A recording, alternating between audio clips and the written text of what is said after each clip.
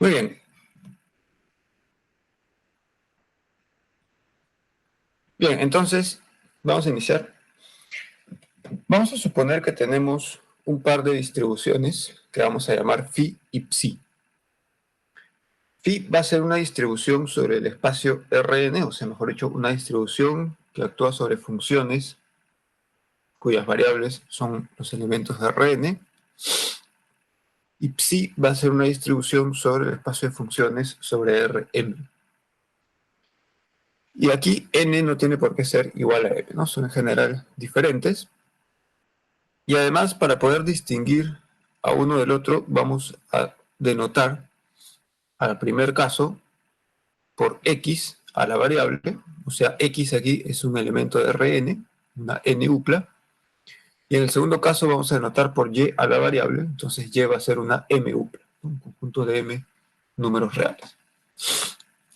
Muy bien, entonces vamos a decir, en ese sentido, phi está en d'x y psi está en d'y. Bien, con estas dos se va a construir una distribución que va a actuar en el espacio de funciones con variable en Rn más m. Entonces, eso lo podemos hacer del siguiente modo. Vamos a considerar una función f que está en d Rn más m, o sea, es una función suave, o sea, infinitamente derivable, con soporte compacto en Rn más m. Esta la podemos considerar, esta mejor dicho, en principio es una función de n más m variables, pero podemos dividir esas n más m variables en dos partes. Las primeras n serían un x que está en Rn, que es Rn, disculpen, esto no es de x, sino Rn, y y serían las otras m, por lo tanto serían un elemento de Rm. Aquí también hay un error, no es de y, sino Rm. Entonces, x punto y coma y son dos variables, pero dos variables vectoriales, por así decirlo, ¿no? X es un Rn y y está en Rm. Bueno, si en esta función f de x y y tomamos x arbitrario y lo fijamos, entonces podemos entender este f de x punto y coma y como, podemos entender ese f de x punto y coma y como una función que solamente depende de y, ¿no? Porque si x se ha fijado, entonces f de x punto y coma y sería un f sub x, por así decir, que depende ahora solo de y. Entonces podríamos definir una función g de x como siendo psi evaluado en f de x punto y coma espacio vacío. Bien, entonces esta sería una función de x, ¿no? Entonces psi aquí es una distribución. Noten que este espacio vacío no es que le vamos a poner un argumento, sino el hecho de que f de x punto y coma espacio vacío es una función de y únicamente. Entonces, siendo esto una función de y únicamente, le podemos aplicar psi y nos va a dar un número. Solo que este número va a depender de cuál es el x, o mejor dicho, en qué valor de Rn fijamos al x inicialmente. Entonces, lo que está dentro de este psi es una función que depende de y para x fijo. Como función de y le aplico psi, entonces me resulta un número, pero ese número depende de cuál es el valor de x que fijé. Entonces, como esto va a ser un número que depende de x, esto le voy a llamar g de x y va a ser una función que depende de la variable x. Muy bien, entonces, si esto ya es una función solo de la variable x, le puedo aplicar phi, que actúa sobre las funciones de variable x, y entonces obtengo el número phi de g. Entonces, básicamente lo que estamos haciendo es aplicar sucesivamente psi y luego phi para obtener un número a partir de esta función que dependía de las dos variables x y y. ¿No? Y naturalmente uno puede decir, bueno, en lugar de fijar primero x y considerar como función de y solamente, podría ser lo contrario. Puedo fijar y y considerar f de xy para y fijo, función solo de x. Entonces le aplico phi, me va a salir un número, pero el número depende del valor prefijado de y. Entonces es una función de y a esa nueva función de y le puedo aplicar psi para tener un número otra vez. O sea, en cualquiera de los dos órdenes se puede hacer esto, ¿no? Primero fijas x o primero se fija y. Cualquiera de los dos se puede hacer. Bien, y en cualquier caso, lo que estamos haciendo es obtener un número a partir de la función f que dependía de x y de y.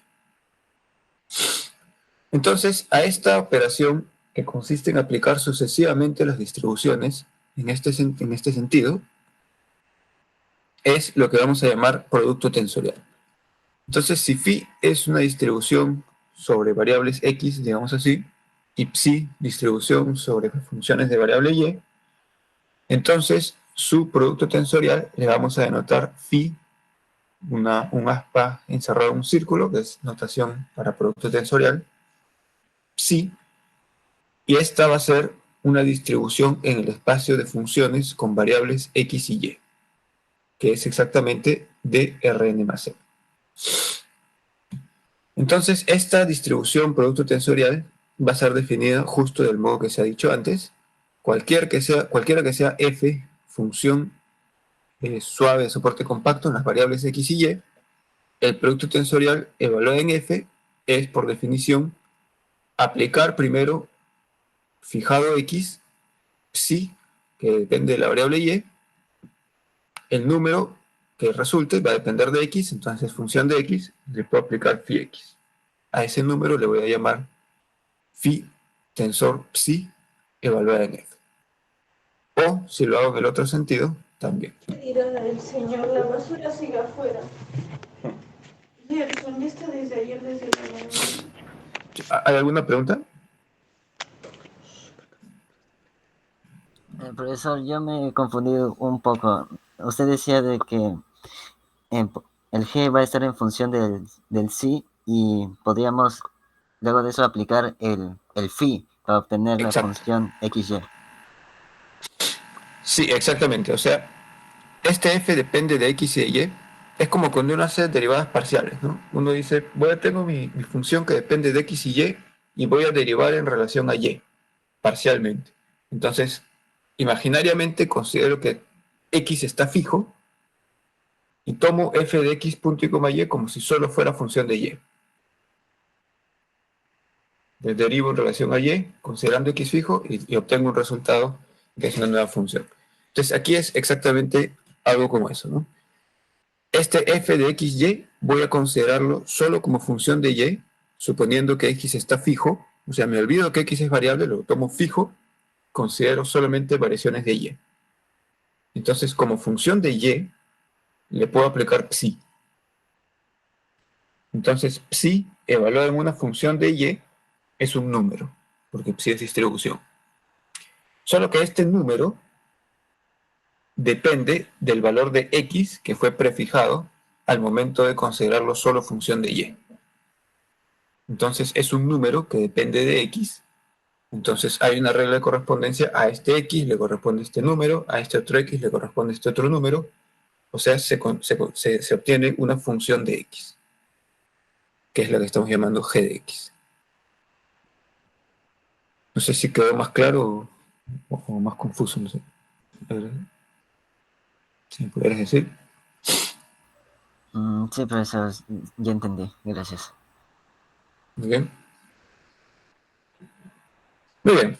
Entonces, a esa operación justamente es lo que estamos llamando producto tensorial, ¿no? Es aplicar sucesivamente, pero considerando una fija y variando la otra, le aplicamos una de las distribuciones, el resultado es un número que depende de la otra variable, le aplicamos la otra distribución, entonces ahora sí es un número que ya no depende de nada, ¿no? Es solamente un número. Bien, ahora de la definición digamos, claro que el soporte de la distribución producto tensorial va a ser el producto cartesiano de los soportes tanto de phi cuanto de psi. ¿No? Recordando la definición de soporte de la distribución, ¿no? Uno tenía que considerar una función y en esta función, dependiendo de cuál sea, digamos, el dominio, uno podía evaluar la distribución, y entonces si la distribución daba 0 para todas las funciones soportadas, digamos, en un omega, entonces significaba que omega está fuera del soporte de la distribución. Muy bien, entonces, naturalmente, phi tiene un soporte y psi tiene un soporte, ¿no? Si tomamos un x y un y que se escapan de los soportes, digamos, si y se escapa del soporte de psi, entonces cuando considere x fijo y solo varío y, le aplico psi, eso me sale 0 porque está fuera del soporte. Y viceversa, ¿no? Si tomo un x que está fuera del soporte de phi, entonces puedo hacer esto, pero luego le aplico phi y sale 0. Entonces, al final, solamente en el producto cartesiano de ambos soportes es donde podrá ser soportada la distribución producto tensorial.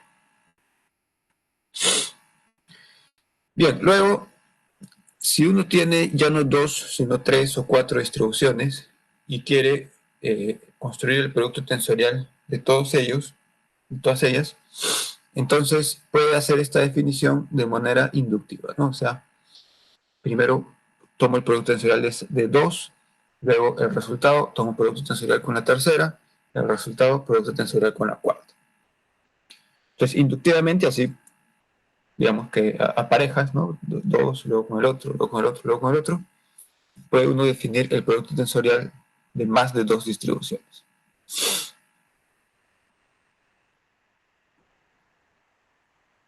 Bien, entonces va a quedar como ejercicio lo siguiente: si tenemos derivadas, mejor dicho, si tenemos estas dos distribuciones, phi que actúa sobre funciones de variable x en Rn y psi que actúa sobre funciones de variable y en Rm, entonces el producto tensorial es una distribución que actúa sobre funciones de variables x y y.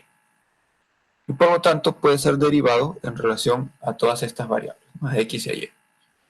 Entonces el ejercicio consiste en mostrar que si yo tomo la derivada con multiíndice b en relación a y la derivada con multiíndice a en relación a x, el resultado es simplemente lo mismo que aplicar las derivadas en relación a x sobre la función, perdón, la distribución phi x, y las derivadas en relación a y sobre la distribución psi que depende de y. Y el resultado de eso con producto tensorial. Bien. Entonces, este ejercicio naturalmente no puede ser hecho así nomás, sino que uno tiene que aplicar a las funciones, ¿no? Recuerden que la definición de derivada de una distribución dependía de hacer actuar a la distribución sobre funciones de prueba apropiadas. Bien, entonces aquí lo que ustedes tienen que decir es: voy a agarrar esto que está a la izquierda y lo voy a aplicar sobre un f de xy. Y entonces voy a aplicar la definición de derivada, voy a agarrar estas dos derivadas, entonces las paso hacia adentro del argumento, que es la función, y luego aplico la definición de producto tensorial. Entonces, cuando tenga eso escrito, digamos, de modo completamente desarrollado, o sea, ya con las definiciones de derivadas y la definición de producto tensorial explícitamente escrito, voy a reconstruir y ver que efectivamente es lo mismo que aplicar esto a la misma función f. Esa es la manera como generalmente uno demuestra las cosas en la teoría de las distribuciones, ¿no? Es exactamente como hicimos, por ejemplo, el último teorema, la última clase, del laplaciano de 1 entre r igual a menos 4 pi delta. Eso no se podía demostrar así nomás, sino que uno tenía que agarrar esa distribución y hacerla actuar sobre función de prueba, ¿no? Y fue exactamente lo que hicimos, ¿no? Agarramos la distribución, la hicimos actuar sobre una función de prueba, y entonces ahí vimos que realmente era esa una igualdad distribucional. Entonces aquí también, ¿no? Esto es una igualdad de dos distribuciones, pero para que sea una igualdad de distribuciones significa que a cualquier función de prueba que yo le aplique, los dos lados me van a dar el mismo resultado. Entonces tengo que poner ahí una función de prueba y evaluar. Muy bien, eso entonces quedaría como ejercicio. Luego vamos a poner este ejemplo. La delta de Dirac en R2, ya sabemos lo que es la delta de Dirac en Rn en general, pero podríamos preguntarnos si la delta de Dirac en Rn se relaciona de algún modo con la delta de Dirac en R1. Y la respuesta va a ser que efectivamente sí. Por ejemplo, en R2, la delta de Dirac es la distribución que toma una función f que actúa sobre R2 y devuelve f de 0, punto y coma 0. Es el número f de 0, punto y coma 0. Muy bien, esa es por definición la delta de Dirac en R2.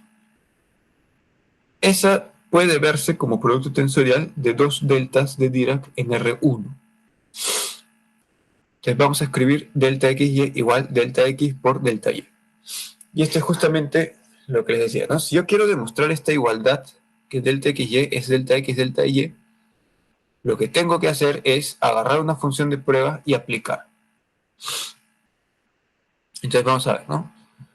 El producto tensorial de delta x delta y aplicado sobre f de xy tiene justo esta definición. Tal como puede verse aquí arriba. Definición, tensor psi, es phi evaluado en psi evaluado en f. Eso es justo lo que estoy haciendo aquí. Entonces, esto es exactamente tomar delta x, tensor delta y aplicarlo en f. Muy bien, entonces, si considero, como tengo que considerar por la definición previa, en esta primera evaluación de delta y, considero x fijo, entonces este f de x punto y coma y es solo función de y, por lo tanto, cuando le aplico delta y, devuelve f de x punto y coma 0. Esta ahora es función solo de x. Si le aplico delta x, va a dar f de 0 punto y coma 0. Y eso es exactamente lo que hace la delta de Dirac en R2. Toma f y devuelve el número f de 0 punto y coma 0. Entonces, eso demuestra que el delta de Dirac en R2 efectivamente es lo mismo que delta sub x tensor delta sub y. Bien, no sé si hay preguntas sobre esa prueba, digamos.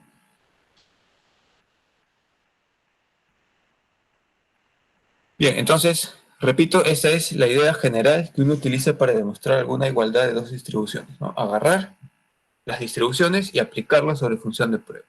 Entonces, en el ejercicio eso es exactamente lo que tienen que hacer. Agarren esto que está a la izquierda, aplíquenlo sobre una función de prueba, vean qué cosa les sale. Agarren esto que está a la derecha, aplíquenlo sobre la misma función de prueba, vean qué cosa les sale y vean que en ambos casos sale exactamente lo mismo. Bien, ahora también, del mismo modo, la función de Heaviside multidimensional puede definirse como distribución como este producto tensorial de funciones de Heaviside unidimensionales. Teta de x1 hasta xn sería lo mismo que teta de x1, tensor, bla, bla, bla, tensor teta de xn. Bien, y si uno ve, digamos, esto en el espacio, digamos que fueran solamente dos, x y y, lo que hace esta función de Heaviside multidimensional es decirnos, dado esto que pusimos por acá, el soporte del producto tensorial es el producto cartesiano de los soportes. Entonces sería el soporte del teta de x es el intervalo de 0 a más infinito. Y el soporte de teta y es el intervalo de 0 a más infinito. Su producto cartesiano es este primer cuadrante del plano XY. Entonces la función de Heaviside bidimensional en este caso lo que hace es poner 0 en todo el plano excepto en el primer cuadrante donde vale 1. Bien, y si tuvieran en R3, por ejemplo, igual, ¿no? Ahí sería el primer octante, ¿no? Que tiene X positivo, Y positivo y Z positivo. Eso sería 1, o ahí sería 1 la función de Heaviside tridimensional, y en todo el resto del espacio valdría 0. Entonces esto se sigue del hecho del soporte, ¿no? El soporte del producto tensorial es el producto cartesiano de los soportes de las distribuciones por separado.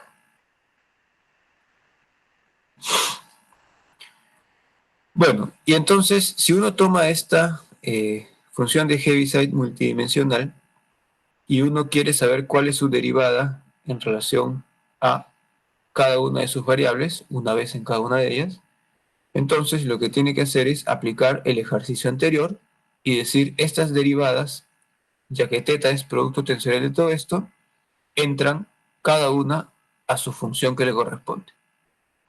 Entonces va a quedar delta de derivada en relación a x1 de θ de x1, tensor derivada respecto a x2 de θ x2, etcétera, tensor derivada respecto a xn de θ xn. Y cada uno de estos por separado ya lo conocemos. Se demostró en la última clase que era la delta de Dirac, ¿no? Entonces esto sale delta de Dirac x1, tensor, bla, bla, bla, tensor delta de Dirac xn, y por lo que acabamos de ver, eso es lo mismo que poner delta de Dirac en todas estas variables. Bien. Bien, entonces esta es una pequeña aplicación del ejercicio que se ha dejado, ¿no? De las derivadas del producto tensorial. Bien, no sé si hasta este punto, jóvenes, hay alguna duda, alguna cuestión.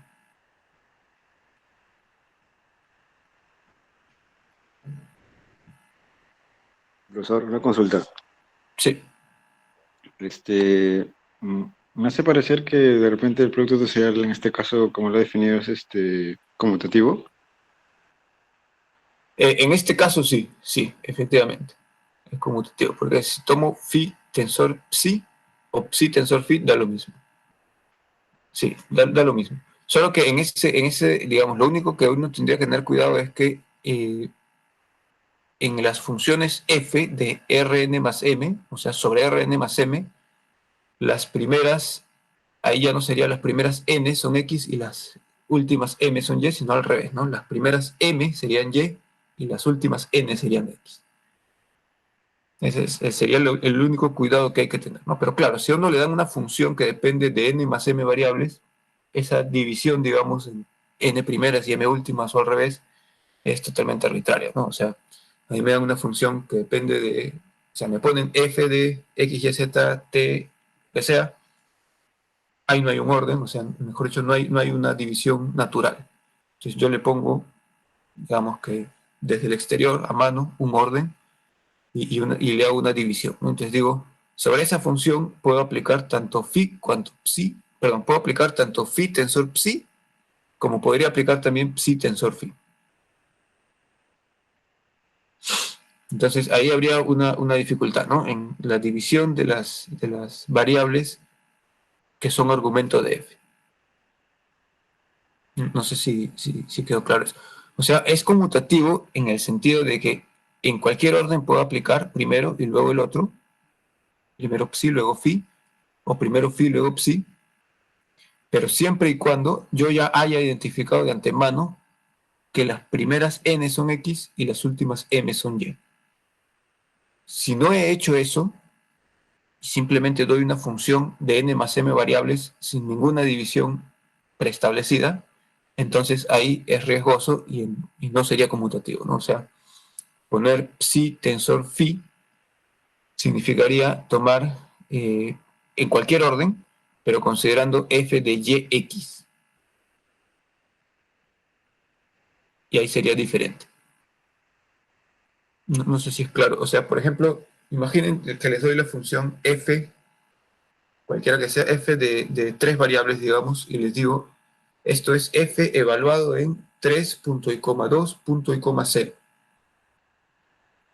Habría la posibilidad de que x valga 3, por ejemplo, y que y valga 2, punto y coma 0, o que y valga 3, punto y coma 2 y que x valga 0. Esa sería la dificultad. Porque luego cuando aplique phi o psi, voy a decir, voy a mantener estos fijos. Entonces, al momento de fijar, ahí va a haber una diferencia en cómo elegí cuál es x y cuál es y. Ok, profesor, gracias. Bien. Entonces, en general no vamos a escribir la conmutatividad, ¿no? Porque la conmutatividad, o sea, en todo caso, lo que podemos hacer para no tener estas ambigüedades cuando nos enfrentemos a un problema es pensar del siguiente modo, ¿no? Dependiendo de cómo uno escriba o en qué orden escribamos el producto tensorial, en ese orden vamos a hacer la división de las variables de f. Entonces, si primero puse phi y phi actúa en Rn, voy a decir las primeras n variables de f van a ser x. y las últimas van a ser y. Y si escribiera al revés, psi tensor phi significará que las primeras m de f son y y las segundas son las x. Entonces vamos a hacer eso mejor. Para que no haya esa ambigüedad, vamos a decir, en el orden en que escribo el producto tensorial, en ese orden voy a separar las variables de f. Entonces ya no hay ambigüedad, y claro, en ese caso ya el producto tensorial no es conmutativo. ¿Sí? Entonces vamos a hacer eso. Bien. Bueno, esa era la primera operación que queríamos definir. La segunda se refiere a la convolución de las distribuciones. Entonces, convolución es una palabra que ustedes ya han conocido, por ejemplo, en Física Matemática 1, uno define la convolución de dos funciones cuando va a usar, por ejemplo, la transformada de Laplace. Uno hace convolución de funciones y luego ve cómo la transformación de Laplace actúa sobre esta convolución, etc. Entonces, digamos que recordando o refrescando la memoria, dadas dos funciones localmente integrables en Rn, su convolución va a ser la función f asterisco g, que también es localmente integrable en Rn, y definida de modo que cuando evalúo f asterisco g en la variable x, da como resultado la integral sobre Rn, que es el espacio donde está definida la función, integración en relación a la variable y de la función fx menos y por g de y. Entonces, es simplemente esto, al momento de integrarlo en relación a y, la dependencia con y desaparece y sobra una dependencia con x, que es justamente la variable de la convolución. Bueno, esto mismo es, por un cambio de variables, la integración en Rn de dny, f y, gx menos y. Y por lo tanto, eso sería lo mismo que decir g estrella f evaluado en x. O sea, en la convolución sí es perfectamente conmutativa, ¿no? Porque acá no hay ninguna división de variables que tengan que ser hecha. La convolución es conmutativa de verdad, digamos así. Bien, entonces cualquiera de las dos funciones es la que se traslada según x menos y la otra evaluada en y. Bien, esta es una operación que en principio está definida para funciones, pero como ya sabemos, cuando tenemos un mapa, digamos, en el espacio de funciones, podemos llevar al espacio de las distribuciones utilizando el mapa transpuesto. Entonces vamos a hacer esto en dos partes. Primero vamos a tratar la convolución de una distribución con una función y luego veremos cómo sería la convolución de una distribución con otra distribución. Entonces primero vamos a convertir, por así decir, f en distribución desde el primer paso y luego g también en distribución, si es que se puede, hay que ver. Bien, entonces primero, convolución de una distribución con una función. Vamos a considerar phi sub psi una distribución que actúa sobre un cierto espacio, Rn, digamos. Psi va a ser una función localmente integrable en Rn, de manera que phi sub psi es una distribución regular, dada por esta regla de correspondencia. Y vamos a introducir, ya que en la convolución aparece, vamos a introducir este operador t sub y de traslación, de manera que cuando aplicamos operador de traslación según y en psi, esto nos da una función, y esta función evaluada en x es definida como psi de y menos x. Bien, esta es la definición entonces del operador t sub y, traslación según y. Bien, entonces en el caso de la distribución, queremos ver cómo este t sub y se eleva de esta acción que tienen sobre las funciones a una acción sobre distribuciones. Entonces, para eso, lo que vamos a considerar es esta distribución regular y vamos a decir cómo actúa este operador de traslación sobre la distribución regular. Entonces diremos la distribución regular que surge de aplicar la traslación, según Y, a la función psi, es la distribución que, al evaluarla en la función de prueba f, me da, por definición, la integral de t sub y de psi, que es lo mismo que psi de y menos x, integrado junto con f en la variable x. Y esto, como pueden ver, es exactamente la convolución en el sentido de funciones de psi con f. En este caso sobra la variable y. Esta variable y es la variable del operador de traslación. Traslación según y, entonces resulta que es una convolución que depende de la variable y. Bien, ahora, si yo deshago esto, puedo decir, como yo sé que la convolución es conmutativa, esto lo puedo escribir también como f estrella psi de y, que sería la integral de psi de x, f de y menos x de nx. Y ahora resulta que este f de y menos x es t sub y de f, y esto es integral de psi con t sub y de f. O sea, exactamente aplicar la distribución phi sub psi en ty de f. Entonces esto es exactamente lo que necesitábamos, porque es escribir la distribución correspondiente a la función localmente integrable afectada por el operador, y lo hemos trasladado, este operador lo hemos trasladado a la función de prueba, y nos queda la distribución original. O sea, aquí podemos identificar el mapa W que va a ser transpuesto. Bien, entonces, como ya tenemos el W por transposición, vamos a definir ahora sí para una distribución no necesariamente regular, sino para una distribución cualquiera.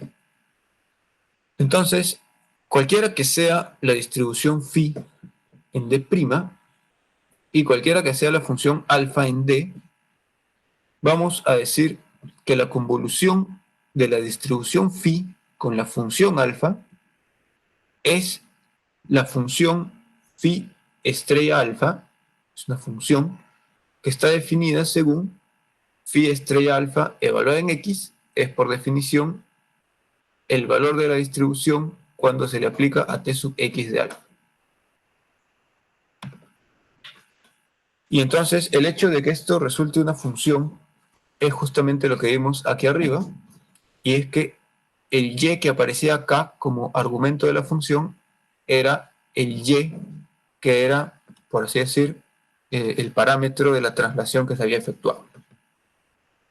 Bien, entonces eso explica que esto salga efectivamente una función, porque hay un parámetro, este es un parámetro ajeno a la distribución, ajeno a las variables de la función, es simplemente un parámetro del operador. Entonces, para cada x fijo, este es un operador solamente, y phi en el operador actuando en la función va a dar un número. Pero si yo empiezo a variar el parámetro, entonces ese número va a cambiar, y entonces puedo considerar esto como una función del parámetro. Por lo tanto, esto es efectivamente una función. Muy bien, y simplemente esta es la definición que teníamos antes para la traslación. Entonces, esto define la convolución de una distribución con una función. El resultado es una función, y esto coincide, por construcción, con la convolución usual de funciones cuando la distribución es regular. Bien, un poco de nomenclatura. A esta nueva función, convolución, phi estrella alfa, a veces se le da el nombre de regularización de la distribución phi por la función regularizante alfa. O sea, básicamente, la idea aquí es que las distribuciones, como hemos visto desde el inicio, ¿no? Las distribuciones no son funciones en general, porque una distribución singular no proviene nunca de una función, por ejemplo, la delta de Dirac. Y en el caso físico que vimos en su momento, las densidades de estas aproximaciones cada vez mejores a la partícula puntual. Entonces la densidad límite digamos así, es la delta de Dirac, que no es una función, ¿no? Es una distribución. Bien, estas distribuciones no se pueden tratar en general como se tratan las funciones. Ustedes están viendo que uno tiene que definir con mucho cuidado las operaciones en las distribuciones. Pero cuando uno quiere convertir, por así decir, una distribución en una función, puede hacerlo, no de manera exacta, desde luego, pero puede hacerlo de modo aproximado, utilizando justamente esta idea de regularización. Entonces, la distribución phi, al momento de hacer su convolución con alguna función regularizante, va a pasar a ser una función. Exactamente lo que hemos dicho. Phi es distribución, pero cuando hago su convolución con una función regularizante, me resulta una función. Entonces, básicamente esto es como decir, estoy agarrando la distribución, que no es una función, y la estoy suavizando mediante alfa para convertirla en una función que aproxima, dependiendo del alfa que tome, que aproxima suficientemente bien para los fines que yo quiera a la distribución phi. Bien. Entonces, por ejemplo, uno podría decir, quiero suavizar a la distribución delta. La distribución delta no es una función, no es regular, es singular. Quiero regularizarla con alguna función alfa. Entonces voy a tomar su convolución con la función alfa. Y yo sé que el resultado sí va a ser una función. Por definición, delta de estrella alfa es delta evaluado en la traslación de alfa según x, que se define como alfa de x menos y cuando la variable original era y. Entonces, delta sub y de alfa x menos y, por definición esto es alfa de x. O sea, he convertido, por así decir, la distribución delta en la función alfa, como función. Ya no es que delta se aplica a algo y me da un número, sino delta estrella alfa es una función, y es la función alfa.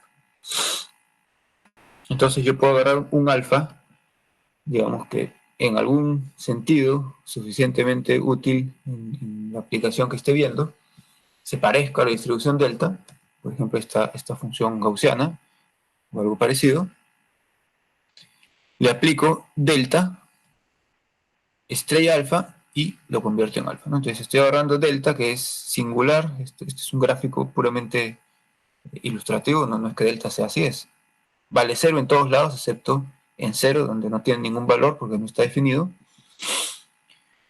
y lo estoy pasando a convertir en la función alfa, ¿no? Por vías de la regularización, que es la convolución de la distribución con la función. Bien, de hecho, esto de regularización, no sé si ustedes alguna vez ya lo han oído esta palabra, aparece recurrentemente en la teoría de campos, ¿no? Cuando uno habla de los diagramas de Feynman, por ejemplo, y dice, bueno, estas integrales divergen, entonces tengo que regularizar, ¿no? Y hay muchas técnicas para regularizar. Y entonces, en el fondo, lo que uno está haciendo es exactamente esto.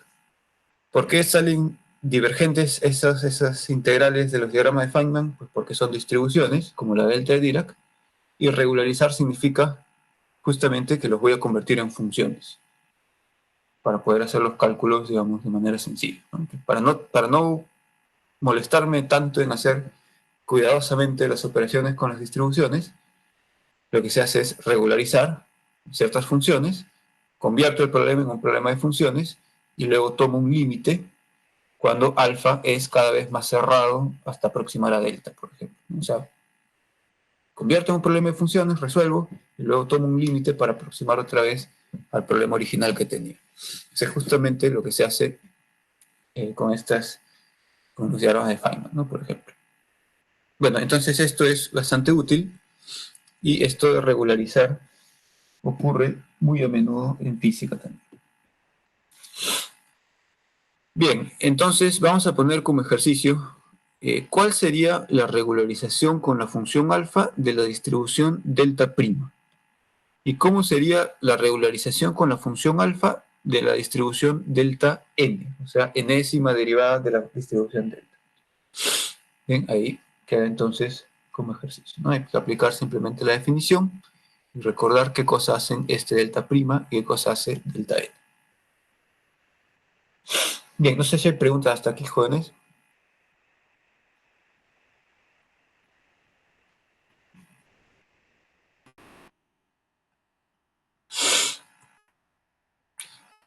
Muy bien. Entonces, ya hemos pasado lo primero, que era definir la convolución de una distribución con una función. Y ahora queremos ver si también esa otra función que había quedado remanente también se puede pasar a una distribución. O sea, para ver si podemos definir la convolución de dos distribuciones. Entonces, como siempre, vamos a empezar suponiendo que las distribuciones son regulares para poder tener una idea de la convolución en el sentido de funciones. Entonces vamos a decir, sean phi de variable xi una distribución y psi de variable eta otra distribución, en que tanto xi cuanto eta son elementos de Rn, son, perdón, funciones localmente integrables en Rn. Perdón, aquí estoy confundiendo. Phi sub xi, xi es la función, esta es una distribución regular. Esta es la distribución regular que proviene de la función localmente integrable xi. Esta es la distribución regular que proviene de la función localmente integrable eta. Bien, tanto xi cuanto eta son elementos de Rn. Son, perdón, funciones definidas con argumento en Rn. Bien. Entonces vamos a definir la convolución de estas dos distribuciones como la distribución regular que proviene de la función xi estrella eta, convolución de xi con eta. Ese sería el significado natural que uno le daría a la convolución de dos distribuciones cuando esas distribuciones provienen de funciones, o sea, son regulares. Entonces, esta digamos, manera natural de hacer la convolución de las distribuciones regulares, vamos a tomarla como definición. Bien. Entonces, dada una función de prueba f de variable Rn, la convolución de estos dos sería, según la definición que se acaba de poner, phi sub xi estrella eta evaluada en f. O sea, la integral sobre Rn de xi estrella eta por f. Y si desarrollamos la convolución de xi y eta, que son funciones, nos quedaría una integración en y de xi de y, eta de x menos y. Entonces cambiamos el orden de la integración, agrupamos aquí los términos para que nos quede entre los paréntesis solo aquello que depende de x, de manera que el resultado del paréntesis es una función que depende de y lo puedo integrar con xi de y en la variable y. Y luego vamos a hacer el cambio de x, vamos a escribir y más z. Bien, de manera que eta pueda pasar a independer de y. Esa es la razón, ¿no? Hacemos x, y más z para que eta ya no dependa de y. Entonces resultará esta integral en eta de z, f de y más z, dny, dnz. Y esto resulta que es el producto tensorial de phi sub xi con variable x con psi sub eta con variable y o z si queremos, da lo mismo porque son variables de la distribución, entonces va a ser integrado. Aquí quedaría psi sub eta de y evaluado en f de x más y. Bien, que es justo lo que está acá. Entonces noten que esto de acá, si uno pone los paréntesis, digamos, aquí, integra primero en z, cierra los paréntesis y luego integra en y. Dentro de los paréntesis tendríamos la aplicación de eta a f considerando y fijo. El resultado es un número que depende de y. Ahora le aplicamos xi de y. eso es justo el producto tensorial de distribuciones. Agarra la función, considera una variable fija, le aplicas una, al resultado que depende de lo que habías considerado fijo, le aplicas la otra. Es exactamente lo que está aquí. Si integro primero en z, considerando y fijo, es como aplicar psi sub eta, según la variable z. El resultado es un número que depende de z, lo voy a integrar ahora con xi, que es como aplicar phi sub xi a ese resultado. Entonces eso es el producto tensorial de estas dos distribuciones para la función que depende de x punto y coma y, pero de x punto y coma y en el sentido de x más y. Es como decir, tengo la función f de x punto y coma y, que es x más y al cubo. O sea, depende de las dos, pero depende de las dos, digamos, a través de la combinación x más y. Eso es justo lo que estamos diciendo aquí. Bien.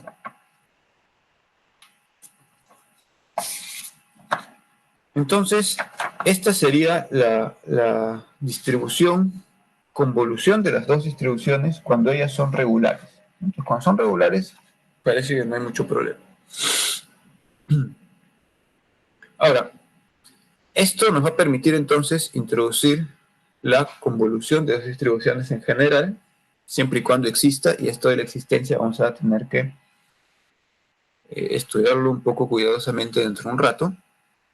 Vamos a decir, sean phi y psi dos distribuciones, su convolución, si es que existe, va a ser la distribución phi estrella psi, tal que para un cierto f en D, phi estrella psi evaluada en f sea por definición el producto tensorial de phi x con psi y, evaluado en f de x más y. ¿Bien?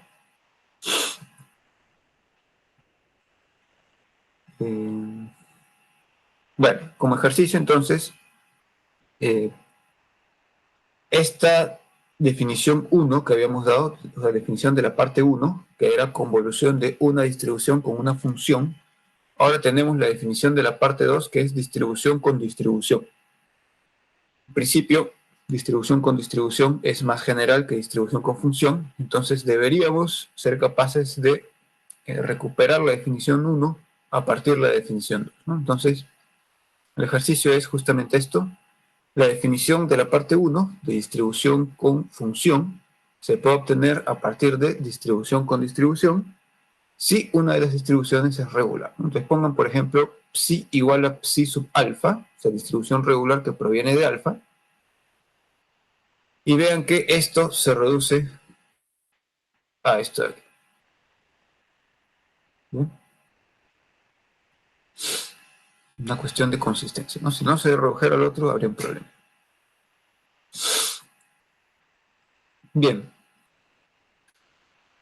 A ver, entonces hay que notar que phi estrella psi es una distribución sobre Rn, porque f es una función sobre Rn. O sea, f de x punto y coma y, habíamos dicho, solo depende de x y de y según la combinación x más y. Entonces, su argumento es una n-upla, la n-upla x más y. Por lo tanto, f es una función que está definida sobre Rn. Entonces, hay que tener esto, aquí hay que tener, digamos, cuidado en el sentido de que, en principio, el producto tensorial de estas dos distribuciones es una distribución sobre R2n, porque esta es una distribución sobre Rn, esta es otra distribución sobre Rn, y cuando teníamos algo en Rn y algo en Rm, resultaban que eran distribuciones, su producto tensorial era una distribución en Rn más m. Entonces, si cada una de ellas es distribución en Rn, entonces su producto tensorial es una distribución en R2n. Entonces, aquí lo que se está haciendo es identificar, como dijimos, que f de x más y, considerándolo como una función de x punto y coma y. Entonces, en este sentido, de la izquierda, de f mayúscula, de x punto y coma y, es una función sobre R2n, y en ese sentido se le puede aplicar sin ningún problema el producto tensorial. Solo que, como dijimos, resulta, digamos accidentalmente, que la función depende de x y de y justo a través de su suma. Bien, es como eso de los operadores autoadjuntos, ¿no? Los operadores autoadjuntos tienen necesariamente autovalores en el plano complejo. Eso por teorema fundamental del álgebra. Pero resulta accidentalmente que esos autovalores, cuando existen, están sobre la recta real. Entonces uno puede concluir, bueno, entonces tiene autovalores en R. Aquí igual, ¿no? Entonces es una función sobre R 2n, pero accidentalmente ocurre que la función solo depende de estas dos variables, no separadamente, sino en la combinación x más y. Y en esa medida es función definida sobre R. Bien, no sé si está claro esto, si hay alguna duda.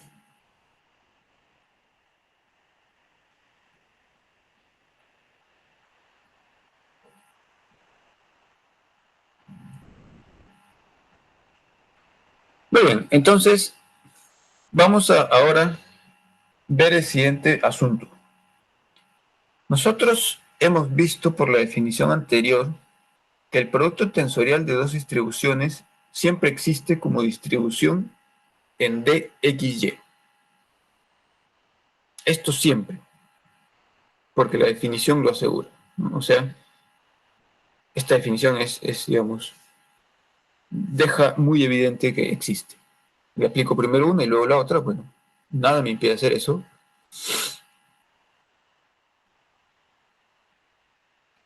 Ahora, si el soporte de una de las distribuciones es A y el soporte de la otra de las distribuciones es B, como vimos también antes, el soporte de su producto tensorial es el producto cartesiano de los soportes, o sea, en este caso, A por B. La cuestión es la siguiente. F de x punto y coma y, que hemos puesto por acá, que es f minúscula de x más y, es una función bien definida, o sea, es el f original, pero evaluado en x más y, una función bien definida, es infinitamente derivable, porque f minúscula es infinitamente derivable, pero el problema es que, en general, no es de soporte compacto. F minúscula sí es de soporte compacto. F minúscula es una función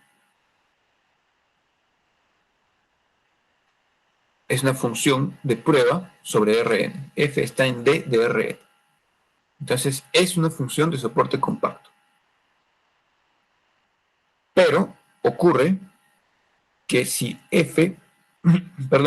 si x más y, que es el argumento de f minúscula de soporte compacto, si x más y está restringido a una región compacta, eso no significa que separadamente x y y estén restringidos a regiones compactas.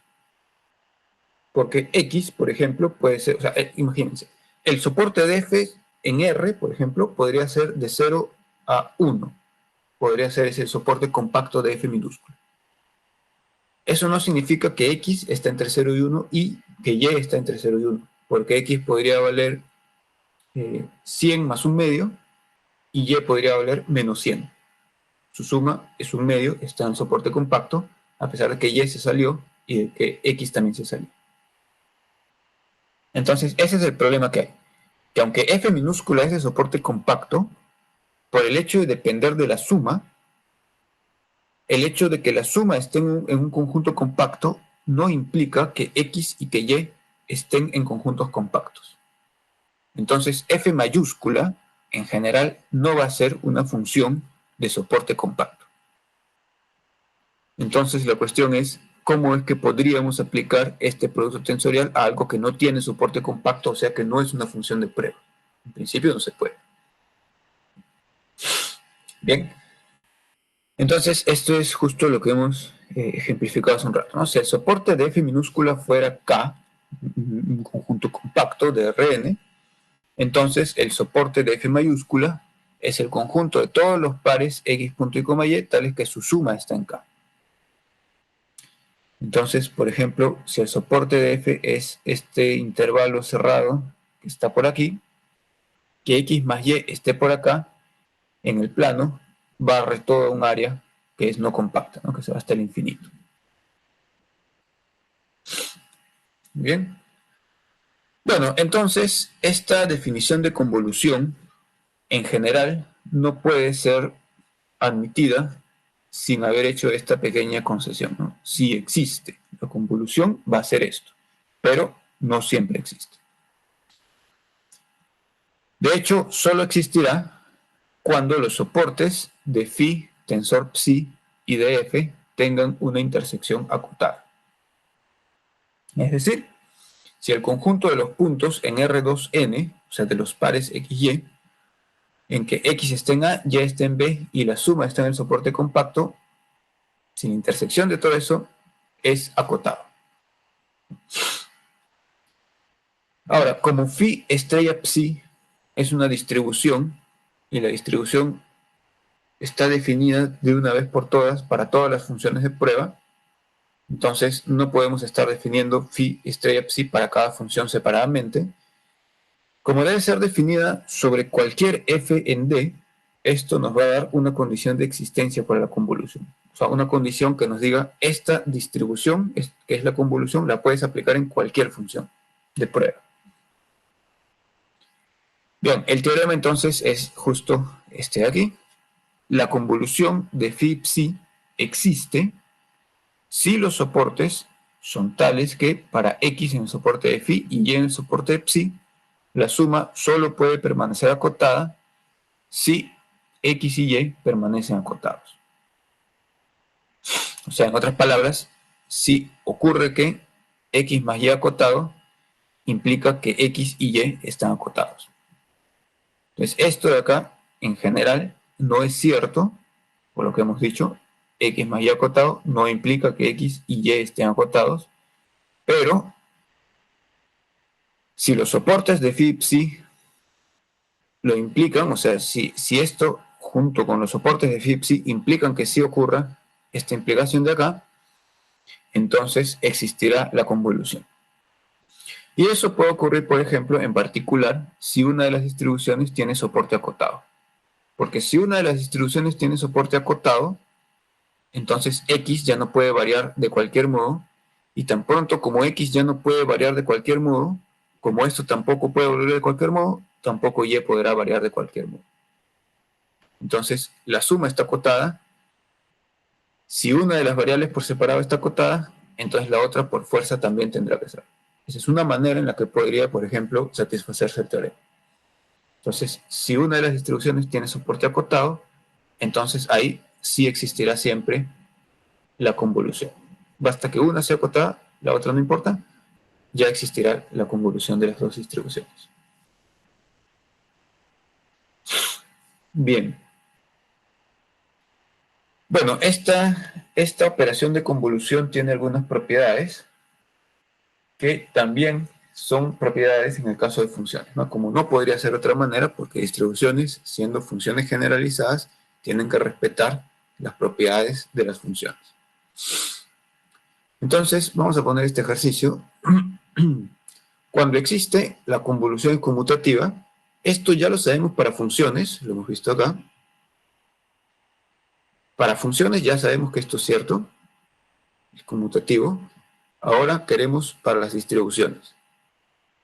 Cuando existe la convolución de las dos distribuciones es conmutativa y además es asociativa siempre que exista la convolución de estos tres, ¿no? Que sería definida como el producto tensorial de los tres. Bien, estas son propiedades, digamos, algebraicas interesantes, importantes del producto convolutivo.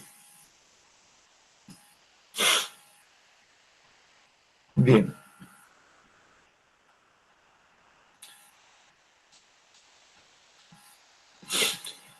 Muy bien, ahora, en el caso 1, que era convolución de una distribución con una función, aquí también vamos a tener la siguiente propiedad, ¿no? Consideremos la distribución delta y tomemos su convolución con phi. O sea, aquí lo que queremos hacer es replicar esto de acá, básicamente. Disculpen, delta convolución función nos da la función. Eso es lo que tenemos que tener en mente ahorita. Entonces, vamos a aplicar a delta convolución una distribución. Si queremos saber a qué es igual esto, tenemos que aplicarlo a una función de prueba. Porque el resultado ya no es una función, sino una distribución. Convolución de dos distribuciones, cuando existe, es una distribución. La convolución de distribución con función siempre existía y era una función. Bien, como esto es una distribución, para saber a qué es igual, tenemos que aplicarlo a una función de prueba. Entonces hagamos delta x, tensor phi sub y, de f x más y. Esto es delta x, tensor phi sub y, de f mayúscula de x punto y coma y, definido como f minúscula de x más y. Lo ponemos así para poder aplicar las reglas del producto tensorial. Muy bien. Entonces, acá vamos a hacer lo contrario, vamos a elegir en qué orden aplicamos. Se puede hacer en cualquier orden, como vimos antes, primero phi, luego delta, primero delta y luego phi. Vamos a elegir por conveniencia aplicar primero delta y luego phi. Si aplicamos delta, nos va a quedar phi sub y de f mayúscula de 0 punto y coma y. Pero como f mayúscula de xy era f minúscula de x más y, entonces f mayúscula de 0y es exactamente f minúscula de y. O sea, nos queda la distribución phi aplicado en f. Entonces, como esto vale, cualquiera que sea la función de prueba f minúscula, puedo olvidarme del argumento y decir, delta asterisco phi es exactamente phi. Tal cual ocurría acá con las funciones. Delta asterisco alfa función salía, ¿verdad? Alfa, la función alfa. Aquí ocurre lo mismo. Dada la distribución phi, aquí no hay que preocuparse porque exista esta convolución, porque el soporte de delta ya sabemos que es un punto, y un punto es un conjunto acotado, y si es acotado 1, no importa cómo es el otro, existe la convolución por este teorema. Entonces, esto siempre existe, cualquiera que sea la distribución phi, y el resultado es phi. Eso de acá es importante. Bien, bueno, había quedado antes como ejercicio delta prima con alfa. Bueno, vamos a ver acá cómo es delta prima con una distribución phi. Nuevamente, queremos saber a qué es igual esta distribución. Tenemos que aplicarla sobre alguna función f. Entonces vamos a poner delta prima estrella phi evaluada en f es, según la definición de la convolución de distribuciones, el producto tensorial de delta prima que vamos a asociar con la variable x con la distribución phi que vamos a asociar con la variable y de la función f minúscula de x más y. Aquí, si quisiéramos ser, digamos, muy cuidadosos, pasaríamos nuevamente a f mayúscula, pero podemos tener esto simplemente en la mente, ¿no? O sea, tenemos en la mente que este f minúscula tiene que ser considerado como de dos variables, y vamos a aplicar otra vez primero delta. Entonces, delta x' de fx más y. ¿Qué cosa hacía delta prima? Por la definición de derivada de una distribución, eso era menos delta evaluado en la derivada de la función de prueba. Entonces, nos va a quedar menos delta de f' de x más y.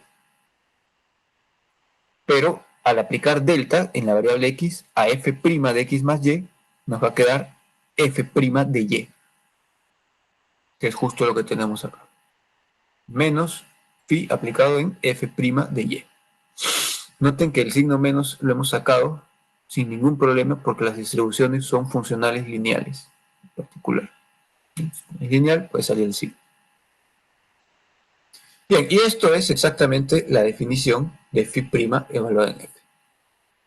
Entonces, otra vez, delta prima también tiene soporte compacto, por lo tanto esto siempre existe, y el resultado, podemos olvidarnos del argumento, es delta prima estrella phi sale phi prima, ¿no? Y de un modo similar, simplemente pasando las enésimas derivadas para acá, etcétera, se puede ver que la enésima derivada de delta estrella phi sale phi ns, en el sentido de derivada distribucional.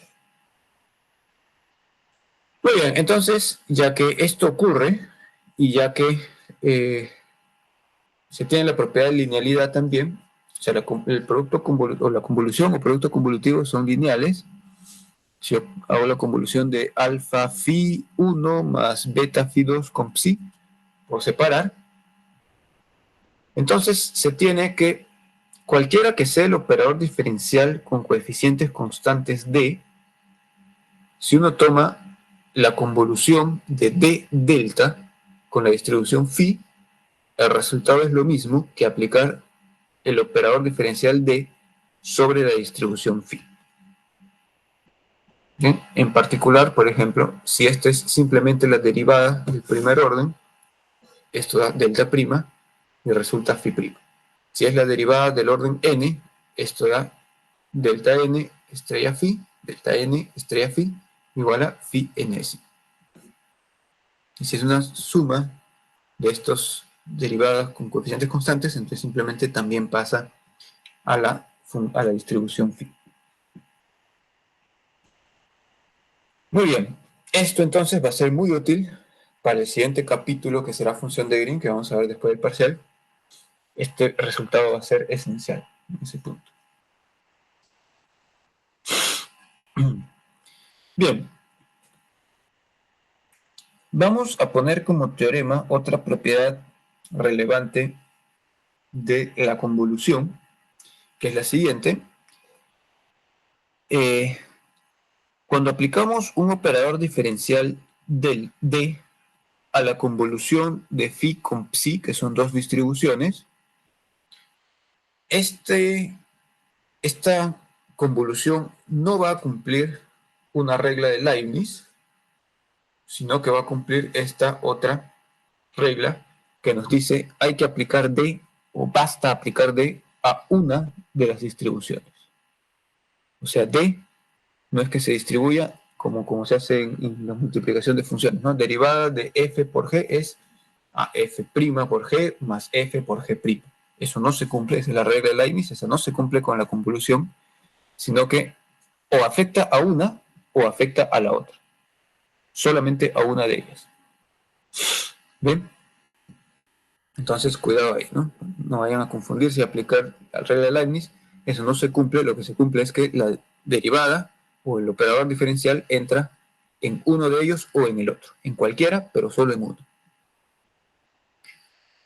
Bien, la demostración de esto va a hacer uso justamente de lo que hemos hecho aquí arriba. Entonces, apliquemos D en phi estrella psi.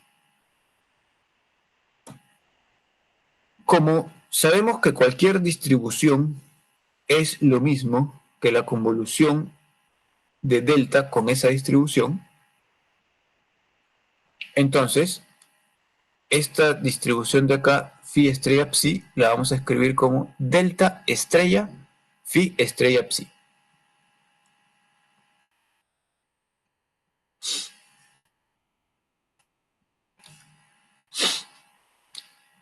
Bien, y del mismo modo, utilizando esto de acá, ¿no? Si en lugar de phi, acá ponemos phi estrella psi, nos va a quedar que D aplicado en phi estrella psi es igual a D aplicado en delta estrella phi estrella psi. Entonces resulta esto de acá.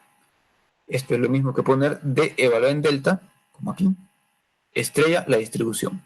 La distribución en este caso es phi estrella psi. Ahí está. Ahora, por ejercicio que se dejó,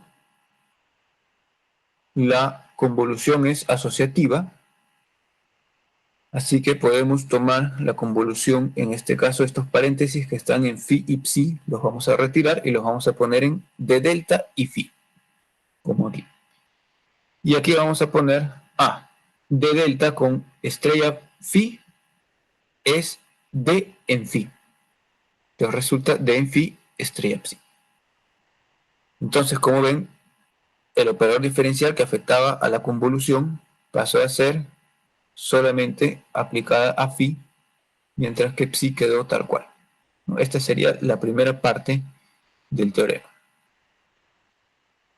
Para la segunda parte, uno puede utilizar también el ejercicio, que es la convolución conmutativa. Entonces, en lugar de poner d de phi estrella psi, voy a poner que esto es igual a d de psi estrella phi.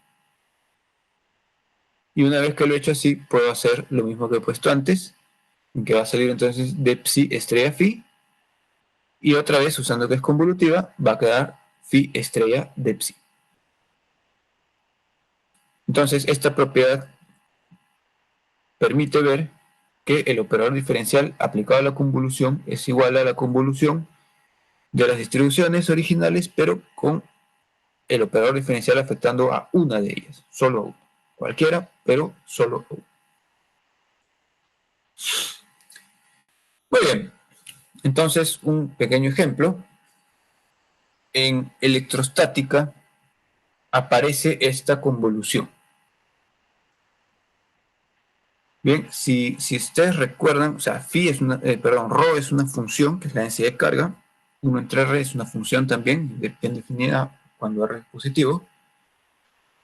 Esto de acá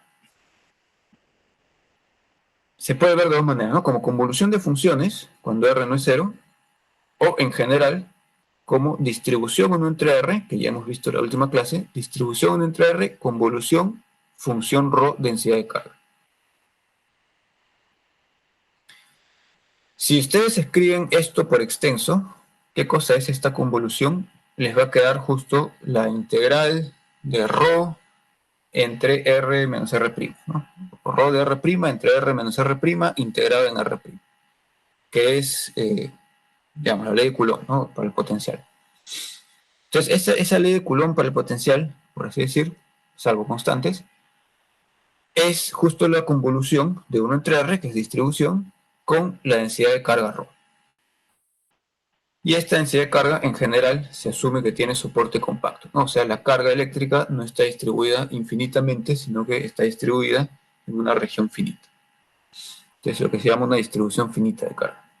Entonces, ρ pasaría a ser una buena función de prueba, tiene soporte compacto, y esta es la distribución.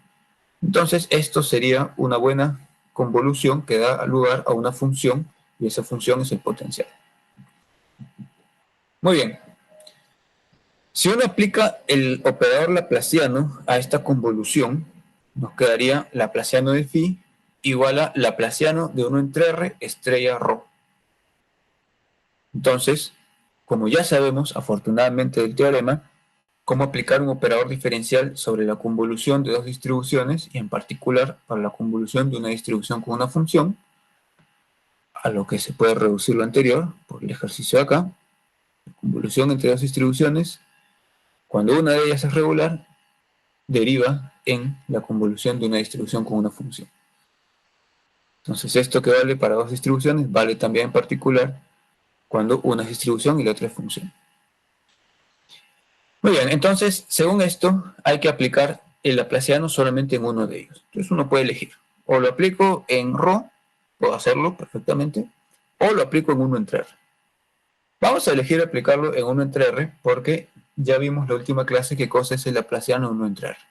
El laplaciano 1 entre r era menos 4pi delta. Les queda acá menos 4pi delta estrella ρ. Pero ¿qué más? Delta estrella una función era la propia función. Entonces, este delta estrella ρ es ρ. Por lo tanto, nos queda laplaciano de phi igual, ¿verdad? Menos 4pi ρ, que es justo la ecuación de Poisson. Entonces, como ustedes pueden ver, hay una ventaja, digamos, práctica enorme al aplicar estas propiedades de las distribuciones y de la convolución. O sea, los cálculos se han reducido a menos de una línea, ¿no? Este es 3/4 de línea, más o menos. Demostrar del potencial de Coulomb que el laplaciano cumple, que el potencial cumple la ecuación de Poisson. Directo. Entonces, claro, en problemas como este, que se podrían haber hecho del método, de la manera convencional, por así decir, uno podría todavía cuestionarse qué tan necesario es hacer distribuciones, pero en problemas en los que incluso distribucionalmente resulta difícil hacerlo, pues hacerlo del otro modo ya sería sumamente pesado, ¿no? Entonces hay una ventaja tecnológica, por así decirlo, ¿no? De tecnología matemática al utilizar estas propiedades de la teoría de distribuciones. Bien, y esto mismo vale obviamente para el caso gravitacional, ¿no? Tenemos exactamente lo mismo, ¿no? Cambien densidad de carga por densidad de masa y tienen lo mismo, tienen la ecuación de Poisson para el caso del campo de gravedad. Bien, no sé si hay preguntas hasta este punto, jóvenes.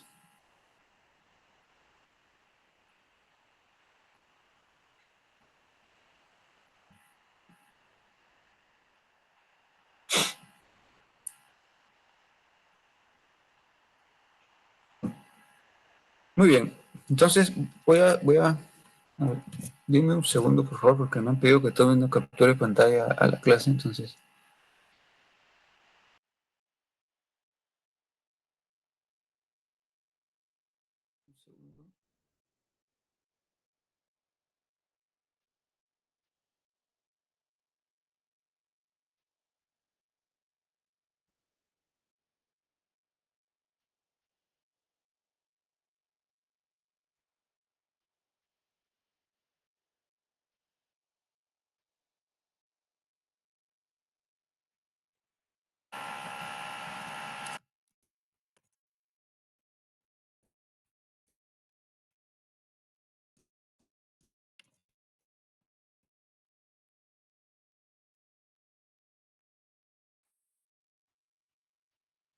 Bien, entonces, continuando, ya que no hay preguntas, vamos a ver las llamadas ecuaciones de convolución. Las ecuaciones de convolución nuevamente nos van a llevar casi de modo inmediato a la técnica de la función de Green para la siguiente parte del curso. Pero por lo pronto vamos a centrarnos solamente en ver esto de modo enmarcado solamente como parte de la teoría de las distribuciones. Entonces vamos a empezar definiendo un álgebra de convolución, le vamos a llamar A', que será un subespacio vectorial de prima cerrado frente a la convolución. Entonces, si ustedes recuerdan qué cosa era un álgebra era básicamente un espacio vectorial que tenía una operación adicional que habíamos llamado un círculo pintado, ¿no? Y el círculo pintado era un mapa que tomaba dos elementos del espacio vectorial, o sea, del álgebra, y regresaba otra vez un elemento del álgebra. Entonces, por ejemplo, cuando vimos el álgebra de operadores, la operación de multiplicación algebraica era la composición de los operadores, entonces uno componía dos operadores y el resultado era otro operador. Decíamos, este espacio vectorial de los operadores es cerrado frente a la composición, por lo tanto, con esa operación forma un álgebra. Entonces la idea aquí es igual. Álgebra también va a ser un espacio vectorial y eso está perfectamente bien porque D', digamos, en el espacio de las distribuciones, es un espacio vectorial, es dual a D. Y si tenemos esta operación adicional que es la convolución, y la convolución de dos distribuciones daba nuevamente una distribución. Aquí está, ¿no? Phi y psi en D', su convolución cuando existe es otra vez una distribución en D'. Entonces, estrella es una operación que va de D', producto cartesiano D' a D'. Entonces, es una operación que en principio está cerrada en D', solo que no siempre existe. Bien, entonces vamos a tomar un subespacio de D', de manera que la convolución siempre pueda hacerse entre los elementos de ese subespacio, y tal que cuando hagamos la convolución de dos elementos cualesquiera de ese subespacio, nunca nos salgamos de él. O sea que la operación de convolución sea cerrada en el subespacio A' que se tomó de D'. Una vez que hemos hecho eso, el resultado le vamos a llamar un álgebra de convolución. Bien, entonces, bueno, justamente lo que he dicho, es claro que esta definición se adecua a la definición general de álgebra cuando se utiliza la convolución como multiplicación algebraica. En particular, esta es un álgebra incluso que tiene propiedades importantes porque cumple la conmutatividad, es una álgebra conmutativa, cumple la asociatividad, es una álgebra asociativa, y además, como delta estrella phi es phi, delta actúa como identidad frente a la multiplicación algebraica estrella. Entonces es también un álgebra unitario. Entonces básicamente es el álgebra con todas las mejores propiedades que uno podría pedir, ¿no? Es un álgebra asociativa, conmutativa y unital, y su unidad es la delta. Bien, hay ejemplos de estas álgebras de convolución. No nos vamos a detener a demostrar que estas son efectivamente álgebras de convolución, simplemente vamos a darlo como hecho y vamos a utilizar luego estos hechos. Entonces, una de las álgebras de convolución es E'. Este E' es el espacio de distribuciones con soporte compacto en Rn. Entonces, todas las distribuciones con soporte compacto ya sabemos que las podemos componer, porque componer según estrella me refiero, porque basta que una tenga soporte compacto, la convolución siempre existe. Entonces, si tomamos todas las distribuciones con soporte compacto, siempre vamos a poder componer, y la composición según estrella, nuevamente, es una distribución con soporte compacto. Entonces, todas las distribuciones con soporte compacto en Rn forman un álgebra de convolución. Bien, también ocurre que las distribuciones con soporte en R0+, que es de 0 a más infinito, forman un álgebra de convolución. Vamos a anotar D'+. Estas son las distribuciones que actúan sobre funciones con soporte en R0+. Bien, este de acá en particular es un espacio extremadamente importante. El álgebra de convolución con soporte en R0+.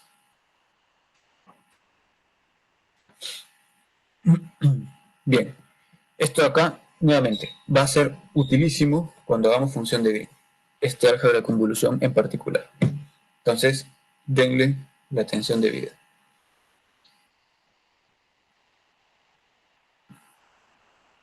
Muy bien, entonces, nuestra intención ahorita es hacer ecuaciones de convolución. Entonces, ecuaciones de convolución son expresiones que tienen esta forma. Suponiendo que A y B son distribuciones conocidas, se nos pide hallar cuál es la distribución X tal que A convolución X da B. Esta es la forma de la ecuación de convolución. Quiero saber cuál es la distribución X que al tomar su convolución con A me da B. Cuando A y B son conocidos, ¿no? X pasa a ser la distribución incógnita. Y las ecuaciones de convolución, esto es muy importante, las ecuaciones de convolución están siempre definidas en un álgebra de convolución. Si uno cambia el álgebra de convolución, es posible que cambie la respuesta a la ecuación de convolución. O sea, puede ser que la solución difiera si uno considera un álgebra de convolución o si considera otra álgebra de convolución. Esto lo vamos a ver en un ejemplo en un rato. Además, un ejemplo importante porque viene de la física. Entonces, decir cuál es el álgebra de convolución es sumamente importante, porque define la solución. Bien, entonces hay un teorema que es el siguiente. La ecuación de convolución A asterisco X igual a B tiene solución cualquiera que sea B en el álgebra, cualquiera que sea el lado derecho en el álgebra, si y solo si A, la distribución A, tiene inverso en A'. Ahora, inverso significa naturalmente inverso según la operación de multiplicación algebraica. Tal como cuando uno dice, ¿cuál es el inverso del operador A? Uno dice, bueno, ¿inverso en qué sentido? ¿Cuál es la multiplicación algebraica en el álgebra de operadores? La composición. Entonces, inverso relativo a la composición. O sea, A inverso compuesto con A igual identidad. Entonces aquí hay que decir exactamente lo mismo. A inverso en el sentido de las operaciones definidas en el álgebra de convolución. En el álgebra de convolución, la operación de multiplicación algebraica es estrella, la convolución. Entonces debe ser inverso relativamente a estrella. Entonces A asterisco A inverso, esta es la definición de inverso, debe ser la identidad del álgebra, que como vimos era delta. O también da igual A inverso estrella A, ¿no? En este caso, resulta que lo primero ya implica lo segundo porque la convolución es conmutativa, ¿no? Entonces basta, por ejemplo, exigir A estrella A inverso igual a delta. Suficiente porque si A estrella A inverso es lo mismo que A inverso estrella A, entonces también eso será delta, ¿no? Porque en este caso el álgebra es conmutativa. Bien, esto entonces, en tal caso, cuando hay inverso, la inversa es única, bueno, eso siempre ocurre, así que no hay que preocuparse. En tal caso, la inversa es única, por lo tanto la solución única va a ser x igual a inverso estrella b. Y eso no es difícil de ver porque simplemente uno aplica a inverso por ambos lados, ¿no? A inverso estrella a estrella x igual a inverso b. A inverso con a sale delta, delta estrella x es x, entonces sale a estrella b. Bien, vamos a hacer esto entonces. Demostración. Hay dos partes, porque esto es sí, solo sí. Está sí, solo sí. Entonces, la primera dirección es la necesidad y vamos a decir lo siguiente. Si en particular ponemos b igual a delta en la ecuación de convolución, entonces esta solución o la solución de este problema justamente define a la inversa a inversa. Entonces, al momento de decir como hipótesis, cualquiera que sea b, a estrella x igual a b, tiene solución. Entonces, en particular, para b igual a delta, que da lugar a esta ecuación, por hipótesis, tiene solución. Bueno, su solución es justo la definición de a inverso. Entonces existe a inverso. Suficiencia, si existe a inverso, entonces tomo la ecuación, como dije, aplico a inverso por ambos lados con la operación de convolución. Voy a tener a inverso estrella a, que es delta. Entonces me va a sobrar delta estrella x igual a inverso estrella b. Pero delta estrella x es siempre x. Entonces sale que x es a inverso estrella b. Aquí hemos usado la asociatividad, en fin, todas estas operaciones que ya conocemos. Entonces hoy ustedes lo hacen con todos los detalles, paso a paso, para recordarlo y, en fin, para practicarlo. Ahora, en cuanto a la unicidad, no es trivial, así que no lo vamos a demostrar, solamente vamos a hacer la anotación de que en ciertos casos, tampoco en todos, o sea, la demostración general es complicada, en ciertos casos se puede documentar utilizando Fourier, ¿no? Solo que Fourier todavía no hemos introducido, así que no podemos hacerlo en este momento. Bien, entonces la unicidad vamos a tomarlo como un hecho. Bueno, hay cierta terminología relativa a estas ecuaciones de convolución. La distribución a inversa, que satisface, o que es justamente que es la inversa de A, y que por lo tanto es solución de la ecuación de convolución cuando B es igual a delta, se va a denominar solución fundamental de la ecuación de convolución.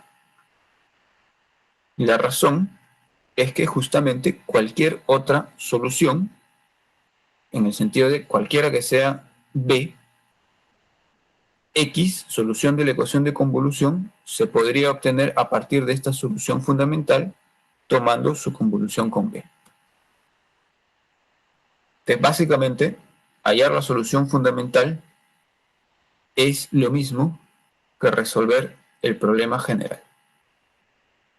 Es lo mismo, porque una vez que uno tiene A inverso, ya tiene la solución. convolución con B, ya está. Bueno, los que aquí ya conozcan la función de Green pueden estar viendo prácticamente que A inverso es la función de Green. No, todavía no lo vamos a denotar así.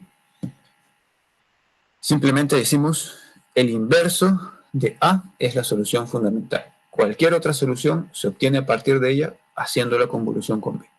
Entonces, resolver el problema A estrella X igual a delta equivale en el fondo a resolver todos los problemas.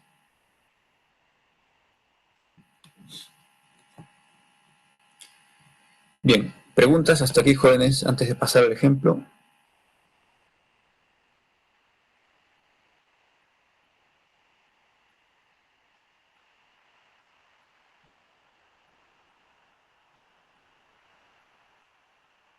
Bien, entonces vamos a ver un ejemplo que está enmarcado en la física, ¿no? Bueno, lo que queremos mostrar en este momento es justamente lo que mencioné antes, que la ecuación de convolución tiene solución única, pero siempre y cuando uno diga cuál es el álgebra de convolución. Porque cuando uno cambia el álgebra de convolución, entonces puede cambiar la solución, o sea, ya no es único. Entonces vamos a considerar este R3, o en R3, perdón, este laplaciano de 1 entre R igual a menos 4pi delta.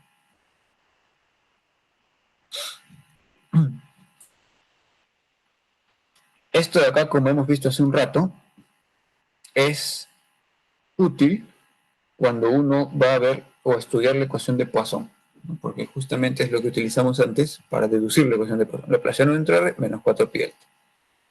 Te juega un papel central en la ecuación de Poisson que se aplica a la electrostática, que se aplica a la gravitación, etc.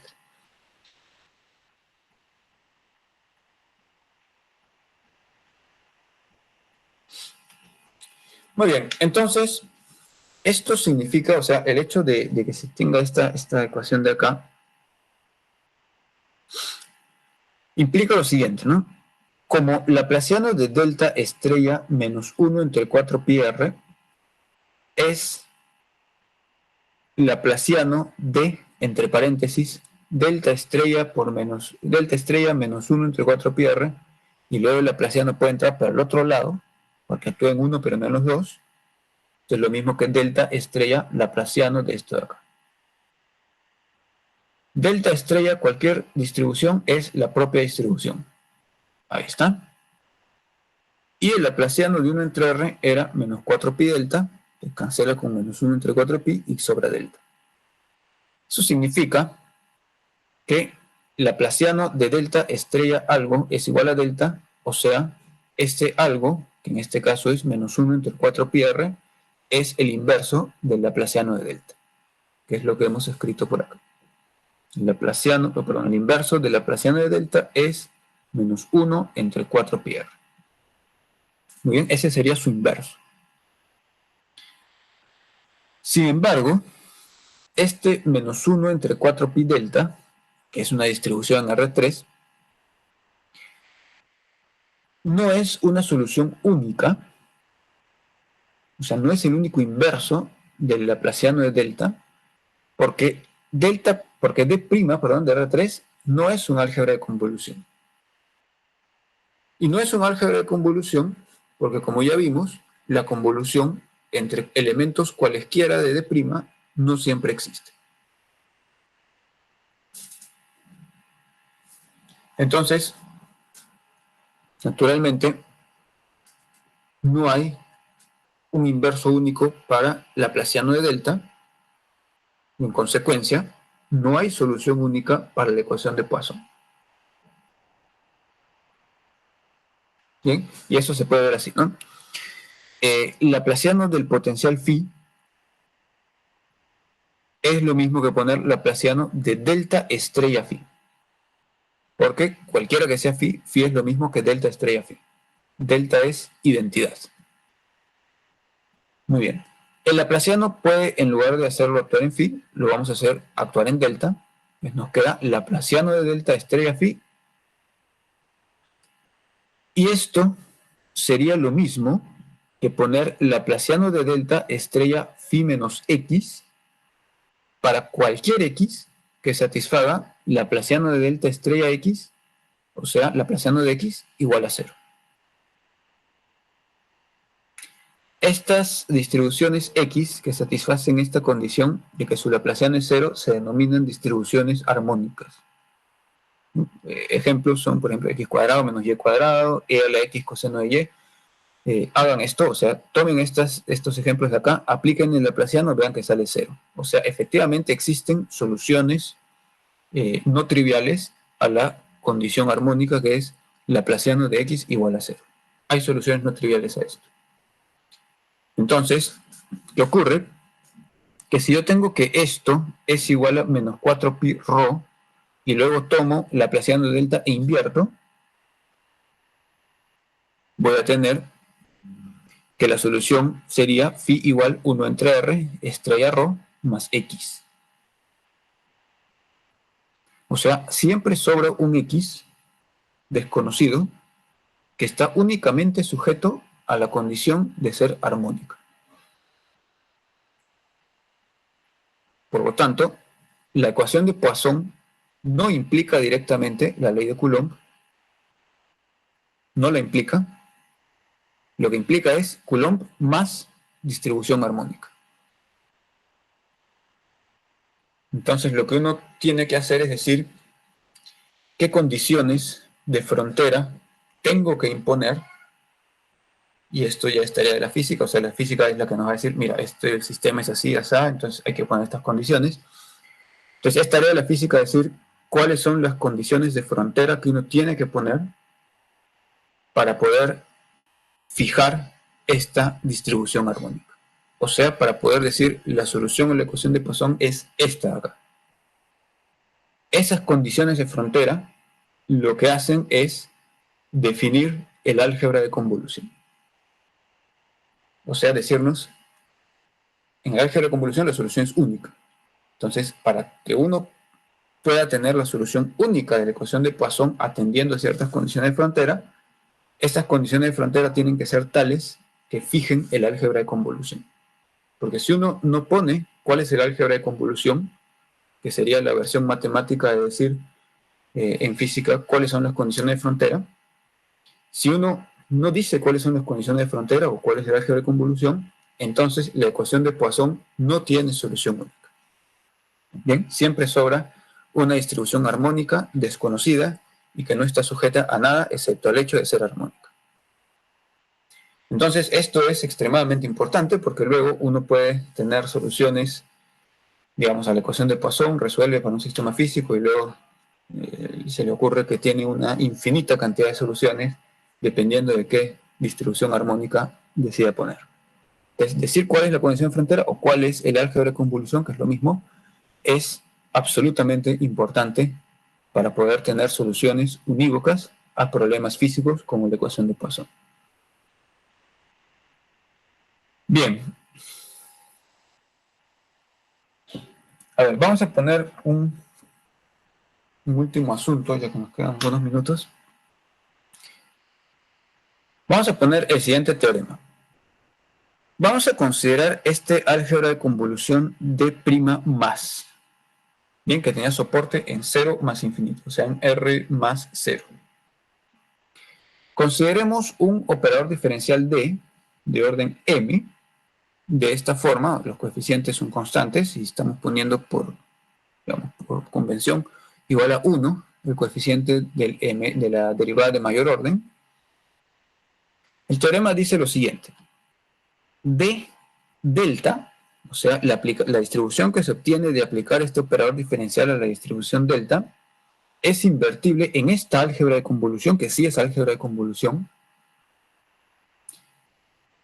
Y la inversa es, de hecho, teta, la función de Heaviside, multiplicada por z.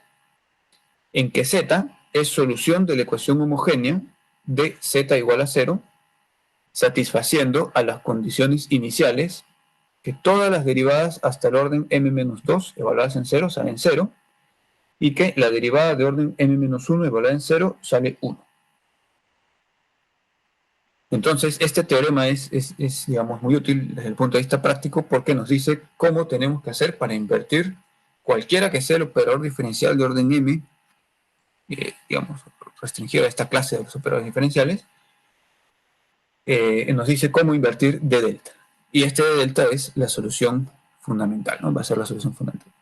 Entonces, esta le vamos a llamar solución elemental para el operador d. Bueno, entonces vamos a demostrar básicamente es verificar, ¿no? Hay que verificar. Como ya es álgebra de convolución, no hay que preocuparnos por la unicidad, pero lo estamos dando por hecho que en un álgebra la solución es única. Entonces, si demostramos que es invertible, ya está, ¿no? Perdón, si demostramos que esto es efectivamente la inversa, entonces ya está. Bien, entonces vamos a tomar teta z, que es lo que estamos postulando como solución elemental, y queremos ver que lo es efectivamente, y vamos a aplicarle d. Entonces, este d, que es operador diferencial, va a actuar, aquí sí, como este es un producto de dos funciones, vamos a poner, como es un producto, pero no de convolución, sino un producto usual de funciones, vamos a poner, aquí sí vamos a aplicar la regla de Leibniz, ¿no? Entonces, la derivada va a actuar sobre teta, va a actuar toda sobre m, o una sobre teta, que lo convierte en delta, y el resto sobre z, y 2 sobre teta, que lo convertirá en delta prima, y el resto sobre z, etc. Y luego todas sobre delta, y ninguna sobre z. Esto sería para la derivada mésima. Luego más a1 veces la derivada de orden m-1. Entonces también, todas las derivadas, ¿no? Y así vamos aplicando todas, utilizando la regla de Leibniz. Ahora, con las hipótesis que se tiene sobre z, que son estas de acá, que cumplen la ecuación homogénea y cumplen a todas estas condiciones iniciales, la késima derivada de teta z va a reducirse al final a teta z a la k, o sea, késima derivada de z, cuando k es menor o igual que m-1, y cuando k valga m, va a reducirse a teta z a la m más delta. Esto es, básicamente, este delta aparece por este de acá, ¿no? Por este 1 de acá. En todos los otros casos valía 0, siempre valía 0, 0, 0. Entonces acá ya vale 1, entonces sobre esta delta. Bien. Entonces, si uno pone esto en lo de arriba, le va a quedar que d evaluado en teta z se reducirá al final, todos se van a reducir un montón, y va a quedar solo teta por d evaluado en z más delta. Pero d evaluado en z vale 0 porque z es solución de la ecuación homogénea. Entonces nos queda que d evaluado en teta z vale delta. Eso es lo mismo que decir d delta estrella teta z igual a delta. Bien, porque esto es lo mismo que esto, por las condiciones que hemos visto, por las propiedades que hemos visto. Eso significa que teta z efectivamente es la inversa de d aplicado sobre delta. Entonces, básicamente encontrar la solución elemental para un dado operador diferencial d de este tipo se reduce a resolver la ecuación homogénea con estas condiciones iniciales. Resolviendo la ecuación homogénea con estas condiciones iniciales, tenemos z multiplicado por teta, ya tenemos d delta inverso. Entonces vamos a poner dos ejemplos sencillos, muy sencillos, de aplicación de esto. Consideremos, por ejemplo, el operador diferencial d, que es derivada en relación a x menos lambda, aunque lambda es un número complejo. Queremos su solución elemental, entonces necesitamos encontrar cuál es z. Luego planteamos la ecuación homogénea. En este caso, la derivada de orden mayor es 1, luego m vale 1, entonces la condición inicial o las condiciones iniciales son simplemente z evaluada en 0 vale 1. Muy bien, entonces dz igual a 0 significa que z' es lambda z. La solución de esto es evidente, que es la exponencial e a la lambda x, y además cumple la condición, ¿no?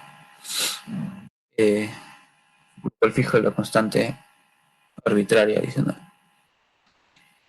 Entonces, la solución elemental de delta inverso de x va a ser función de Heaviside multiplicado por z, que era esto acá. Pues ya está, ¿no? Esta sería la solución elemental para este operador diferencial. Y con ella construiremos, cuando tengamos la función de Green, las soluciones generales. Este otro ejemplo para el oscilador armónico, ¿no? La segunda derivada respecto a x más omega cuadrado. Omega es un número real diferente de 0. Entonces, esta vez tenemos derivada de orden máximo, es 2. Por lo tanto, hay dos condiciones iniciales para z, que son en 0 vale 0 y su primera derivada vale 1. La ecuación homogénea es la ecuación del oscilador armónico, por lo tanto, tiene esta solución bien conocida. A y B se pueden determinar con las condiciones iniciales y resulta que z vale esto de acá. Entonces, nuevamente, tomamos este z, lo multiplicamos por la función de Heaviside y esto, por el teorema anterior, va a resultar que es la solución elemental para este operador diferencial. Bien, bueno, jóvenes, eso era entonces lo que tenía para decirles el día de hoy. No sé si tienen preguntas, dudas.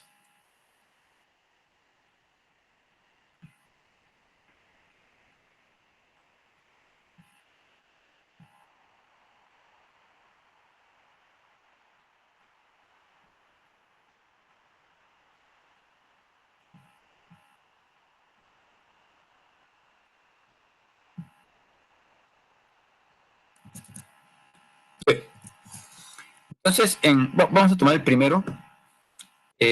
Tenemos el operador diferencial D, que es derivada respecto a x menos lambda, en que lambda es un número complejo.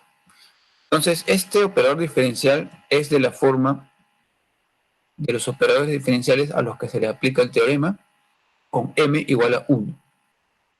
Es una derivada más constante. Muy bien, por lo tanto, se le puede aplicar el teorema. D delta va a ser invertible en esta álgebra y su inversa en esta álgebra va a ser teta por z, en que teta es la función de Heaviside y z es solución de la ecuación homogénea. Hay que formar la ecuación homogénea sujeta a estas condiciones iniciales. En este caso, como m es 1, hay solamente la primera derivada, como m es 1, la condición inicial solamente es z a la 0, o sea, ceroésima derivada es la propia función, z evaluada en 0 igual a 1. Esa es la única condición inicial que hay. Entonces, estas dos condiciones, la ecuación homogénea y la condición inicial, son las condiciones necesarias para hallar la función z.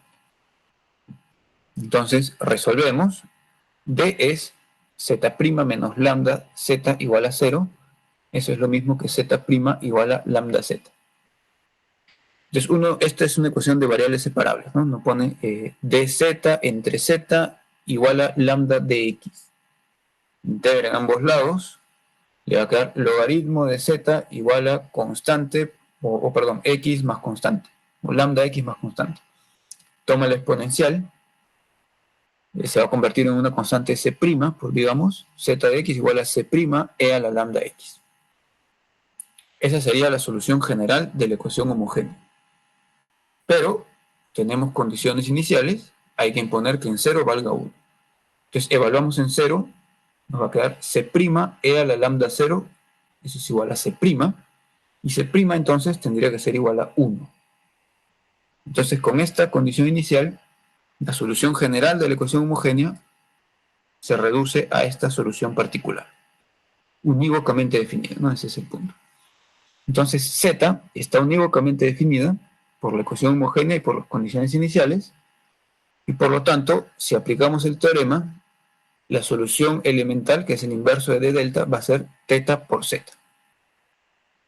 Entonces, con este z, solución elemental va a ser teta por z. Bien, ese es el objetivo de este problema, ¿no? Encontrar, dado el operador diferencial, su solución elemental.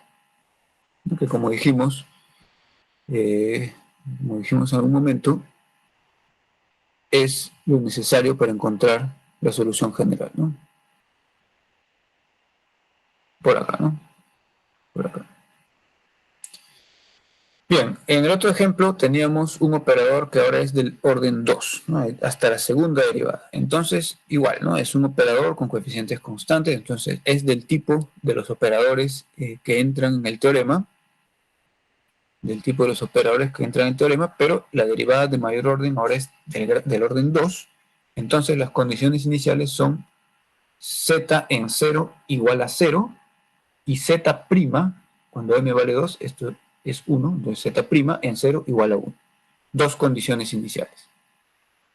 Entonces, tenemos solución de la ecuación homogénea sujeto a estas dos condiciones iniciales.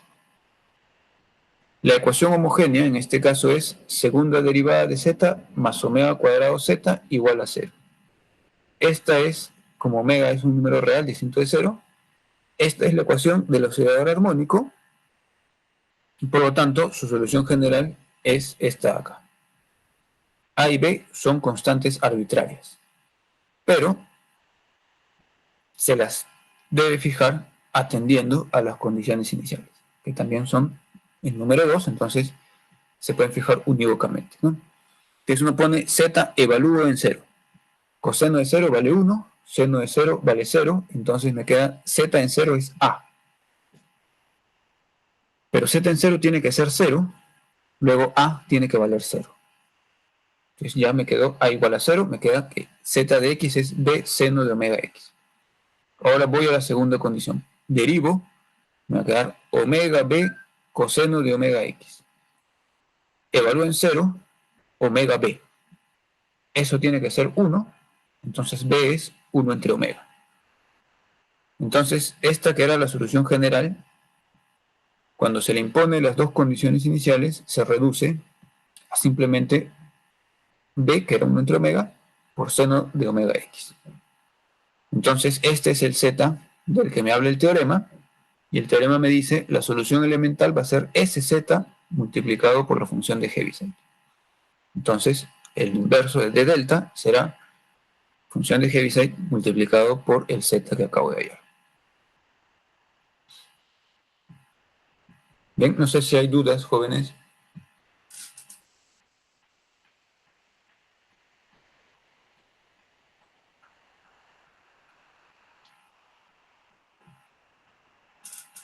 Muy bien, entonces, no habiendo dudas, vamos a decir lo siguiente: el examen parcial va a venir hasta lo que hemos hecho ahorita. Entonces, hasta este punto llega el examen parcial.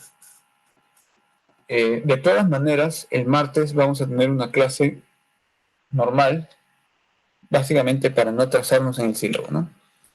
Pero lo que vamos el martes ya no entra en el examen parcial. El martes vamos a hacer transformación de Fourier. Entonces, eso de ahí, transformación de Fourier, ya no entra en el examen parcial, pero lo vamos a hacer para terminar antes del parcial el tema de distribuciones y luego el parcial empezar de frente con función de Green. Bien, o sea, para no atrasar. Entonces, esas son las indicaciones, ¿no? El parcial hasta acá. El martes igual hay clase, pero lo que vamos el martes ya no entra. Bien, si no hay dudas, entonces, jóvenes, nos vamos a quedar por aquí.